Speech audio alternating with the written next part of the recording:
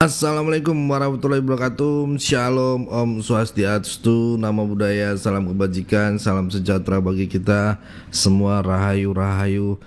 Ya, kembali lagi dengan saya di sini Leonardo Sirait di channel kesayangan kita ini. Buat teman-teman yang baru kenal, salam kenal teman-teman. Nah, di kesempatan kali ini kita mau membahas tentang kader PDIP ya, yang apa ya?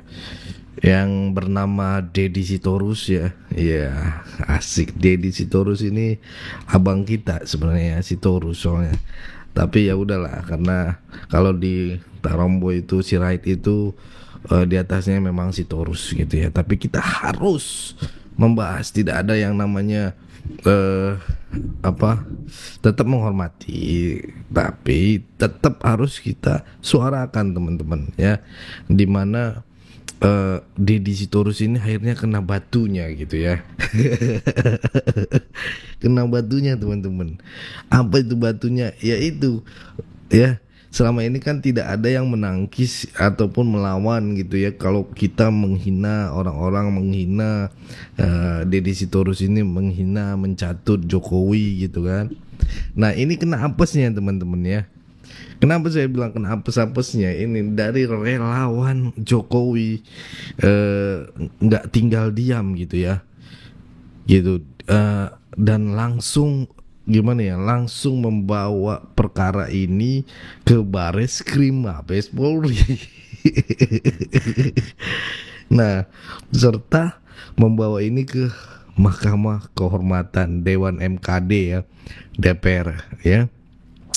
Ini bisa dibilang ini ibarat karma instan gitu ya.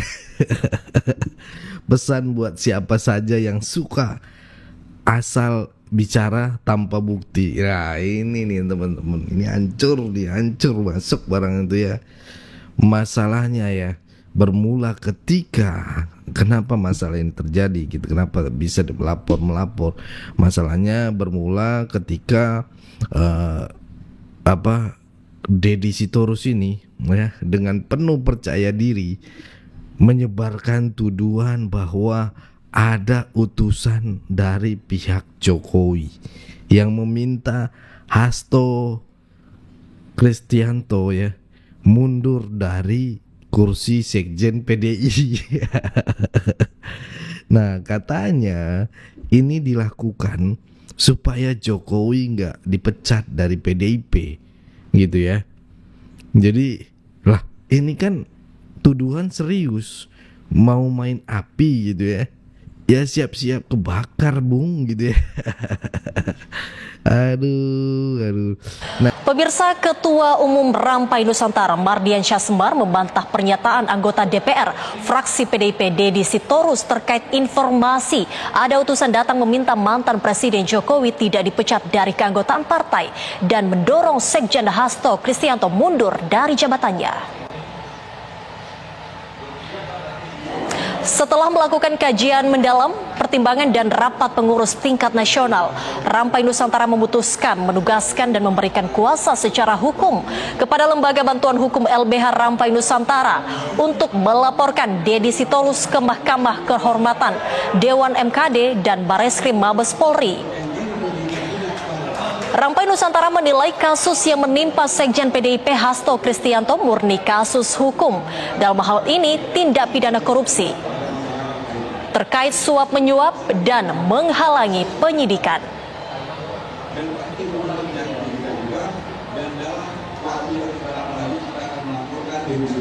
Deddy Sitorus dalam pernyataannya itu diduga kuat melanggar aturan DPR seluruh rakyat Indonesia bahwa jangan pernah terpengaruh, jangan pernah terprovokasi dengan statement, dengan pernyataan yang menyebutkan Pak Jokowi, karena jelas-jelas selama 10 tahun ini legasi Pak Jokowi di Republik ini sudah membuat masyarakat kita semakin maju di depan.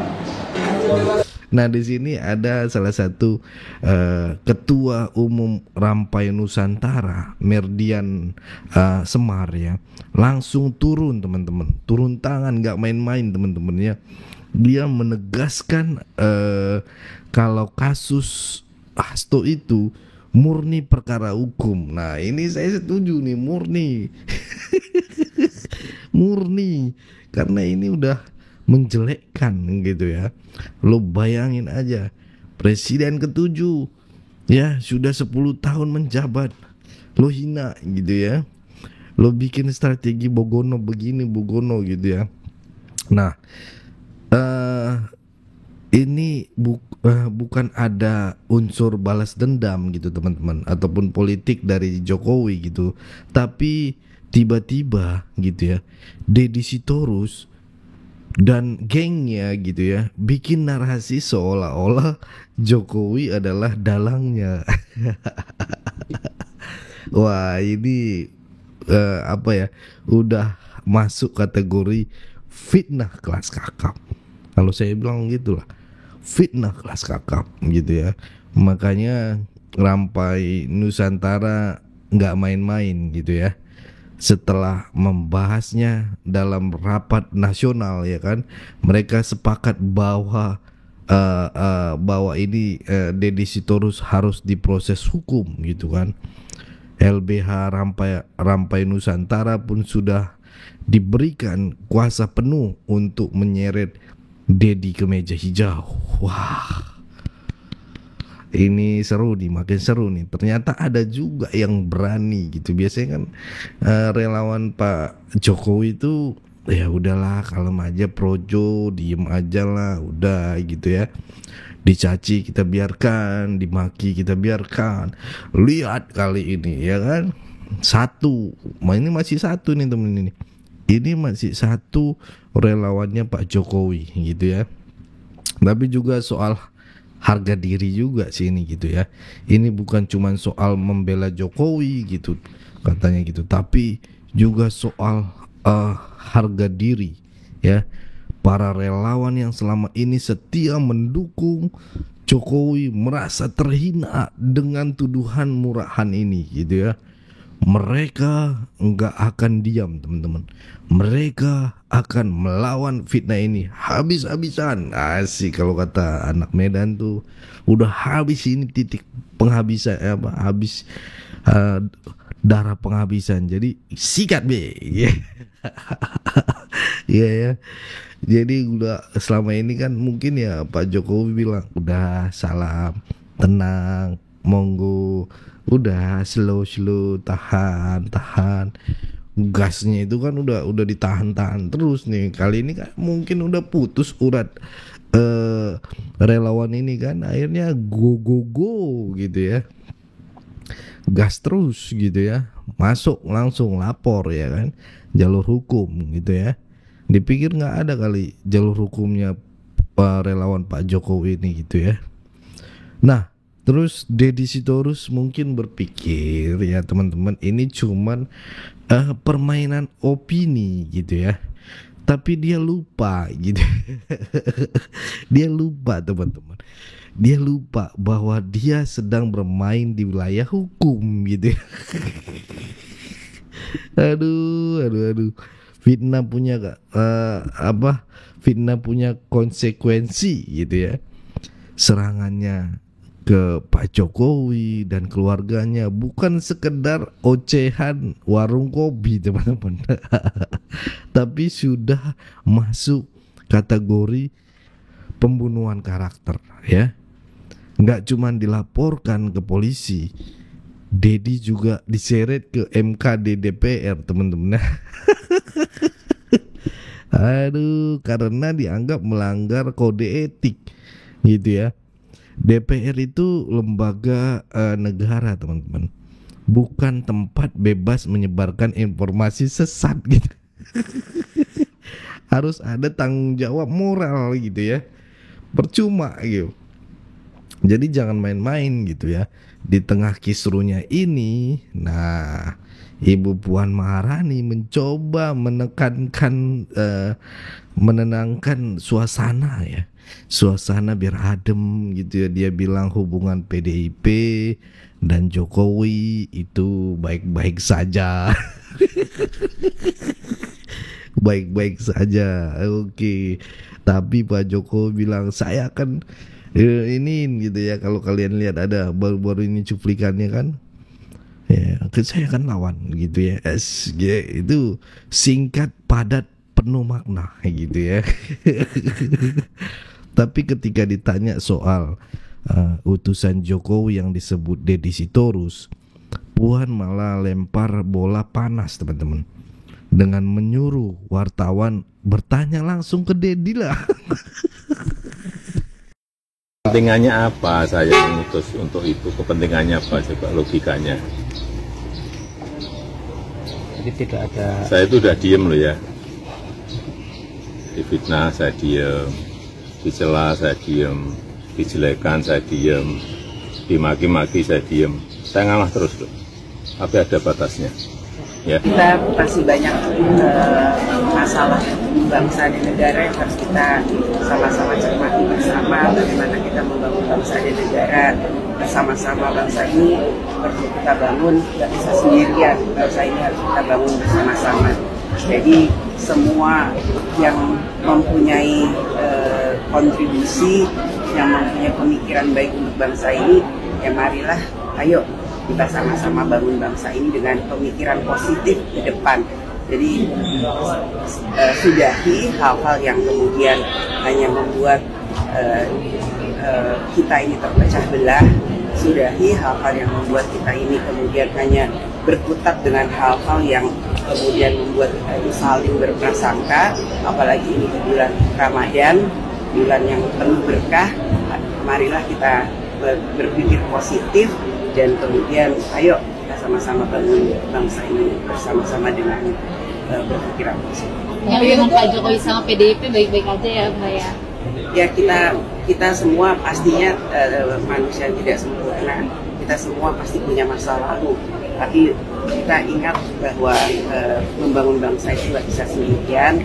Kita semuanya itu pasti semua punya kesalahan, tapi kita juga harus introspeksi diri bahwa bagaimana ke depan untuk bangsa ini dengan problema global dan masalah-masalah yang tidak mudah kita selesaikan sendiri. Tapi betul nggak sih Mbak ada urusan Pak Jokowi yang menghadap ke PDIP yang nggak lancar?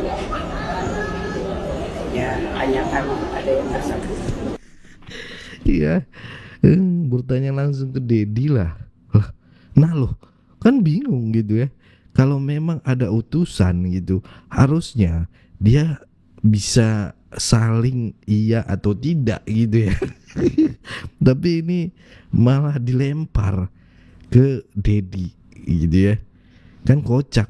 Artinya PDIP sendiri nggak mau terlalu jauh ikut dalam drama ini teman-teman. Drama-drama Korea ini. Aduh, saya ini pakai kacamata karena lagi sakit mata nih teman-teman ya. Jadi harap maklum nih kalau kalian nggak percaya tuh, ya kan. Jadi saya ini ngomong juga sambil ketawa-ketawa dan sambil meneteskan air mata gitu teman-teman ya. Tapi ya itulah, saya coba terus menyuarakan gitu ya, karena ini menarik menurut saya untuk kita simak bersama-sama teman-teman. Ini kocak banget teman-teman ya, menurut saya ya. Karena kapan lagi gitu seorang Deddy Sitorus dilaporkan oleh relawan Jokowi gitu. Saya bela-belain ini untuk ringkus teman-teman. Oke, kita lanjut ya teman-teman ya. Sebenarnya ya nggak kaget kalau Deddy Sitorus pakai gaya seperti ini teman-teman. Dia hanya melanjutkan pola yang sama dengan Hasto, yang memang hobi bikin drama politik gitu. Ya, rekam jejaknya banyak gitu, dari menuduh KPU dimanipulasi gitu ya, terus menyebarkan hoaks soal kemenangan Ganjar Mahfud di luar negeri gitu ya. Sampai klaim upaya video Jokowi mengintimidasi aparat. Yang ternyata cuma rekaman suara dipotong-potong. yang diketawain oleh wartawan. Lah, ya kalau sekarang dia dipakai metode yang sama teman-temannya, ya nggak heran gitu ya.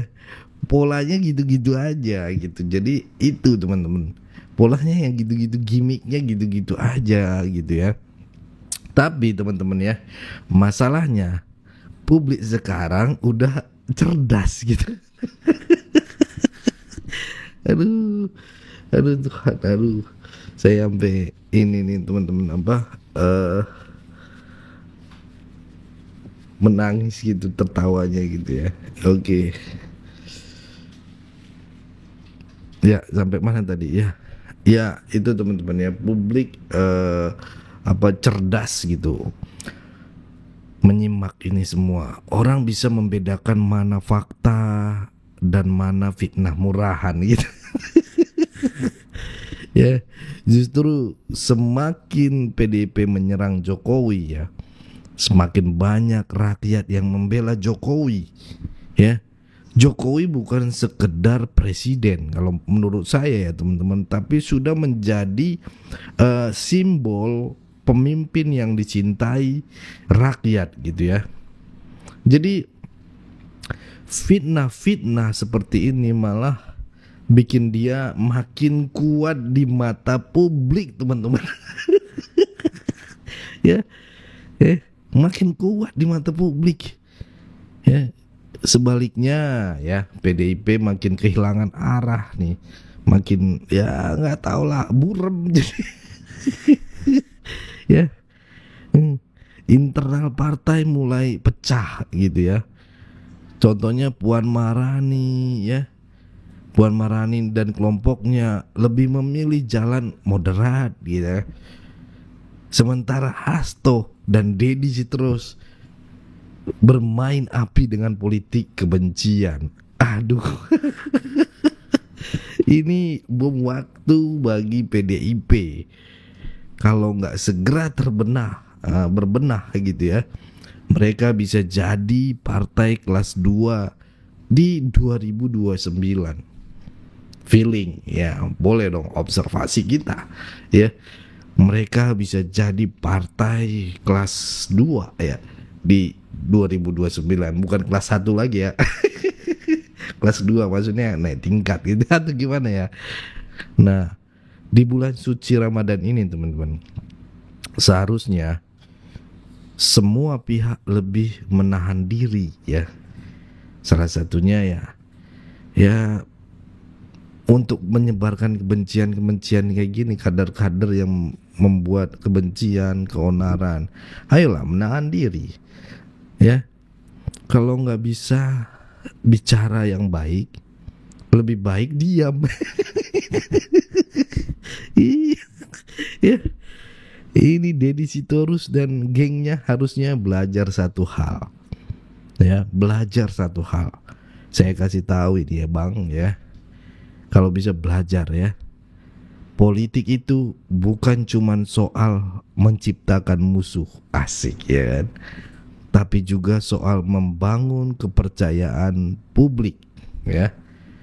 Kalau terus-terusan pakai strategi fitnah, yang rugi bukan cuman lawan politiknya, tapi mereka sendiri.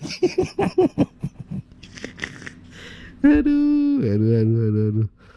Jokowi sudah membuktikan diri sebagai pemimpin ya, yang bekerja nyata gitu ya.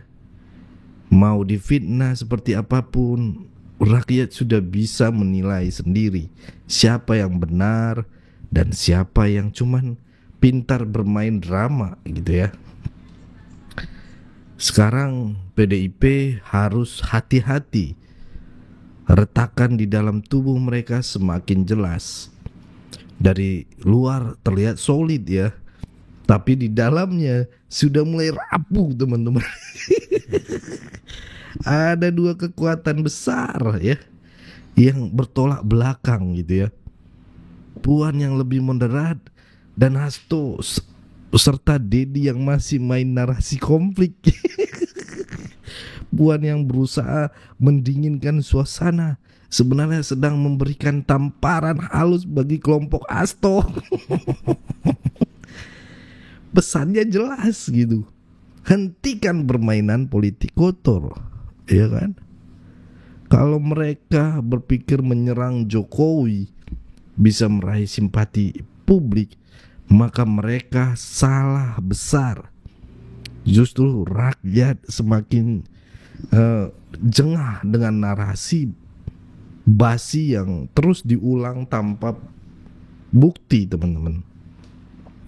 Nah, yang menarik, setiap Jokowi diserang, elektabilitasnya justru naik, sementara PDIP makin terpuruk. Jokowi malah semakin solid dengan Prabowo. Jokowi malah semakin solid dengan relawan-relawannya gitu ya. Koalisi pemerintahan semakin kuat. Sementara PDIP makin terisolasi gitu dalam permainannya sendiri. Kalau Hasto dan Deddy Sitorus masih bersikeras pakai strategi gagal ini, gagal maning ini ya, pakai strategi gagal maning ini terus, maka mereka hanya akan membawa PDIP ke jurang kehancuran, teman-teman. Ya, setuju kalian? Komen nanti di bawah ya. Apakah memang mereka akan membawa PDIP sendiri ke jurang kehancuran? Pemilu 2029 bisa jadi titik kejatuhan terbesar PDIP jika mereka terus-menerus menggunakan cara lama ini. Tergerus terus gitu. Kita lihat ketika SBY cara mainnya begitu terus, akhirnya tergerus di Demokrat. Nah, yang kita harapkan adalah PDIP ini bisa berubah dan tidak main fitnah, gitu ya. Politik itu soal adaptasi, teman-teman ya, bukan hanya soal mengulang strategi basi gitu ya, yang sudah nggak relevan gitu di zamannya gitu ya.